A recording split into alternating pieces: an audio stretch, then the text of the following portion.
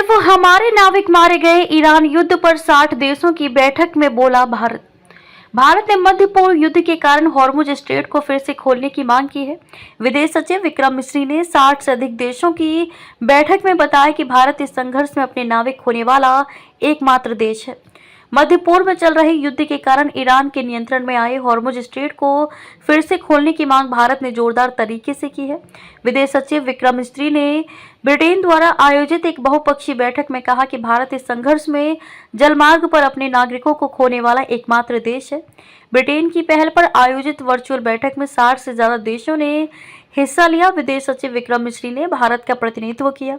बैठक का मुख्य मुद्दा हॉर्मुज स्ट्रेट में सुरक्षित और फ्री शिपिंग सुनिश्चित करना था, जिसकी वजह से वैश्विक तेल की कीमतें आसमान छू रही हैं। विदेश मंत्रालय के बयान में कहा गया कि मिस्री ने अंतर्राष्ट्रीय जलमार्गों में स्वतंत्र नौवहन के सिद्धांत पर जोर दिया।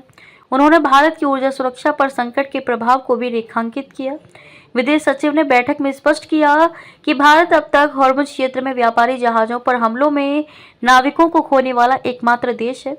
डायरेक्टोरेट जनरल ऑफ शिपिंग के अनुसार विदेशी झंडे वाले जहाजों पर सवार कम से कम 3 भारतीय नाविक मारे गए हैं और 1 घायल हुआ है। कुछ जहाज अभी भी स्ट्रेट में फंसे हुए हैं। मिस्री ने कहा कि क्षेत्र में अस्थिरता का सीधा असर भारत की ऊर्जा सुरक्षा पर पड़ रहा है। भारत दुनिया के सबसे बड़े कच्चे तेल आयातकों में से एक है और पश्चिम एशिया की घटनाएं देश की अर्थव्यवस्था को प्रभावित कर रही हैं। विदेश सचिव ने कहा कि संकट से निकलने का एकमात्र रास्ता तनाव कम करना और सभी पक्षों के बीच कूटनीति व संवाद है।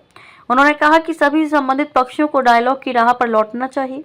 भारत ने बार बार जोर दिया कि वाणिज्यिक जहाजों पर हमले अस्वीकार्य हैं और अंतर्राष्ट्रीय जलमार्गों में स्वतंत्र आवागमन सुनिश्चित किया जाना चाहिए। खाड़ी देशों में करीब 1 करोड़ भारतीय नागरिक रहते हैं। विदेश मंत्रालय ने कहा कि सभी भारतीय सुरक्षित हैं और भारतीय दूतावास लगातार उनसे संपर्क में है।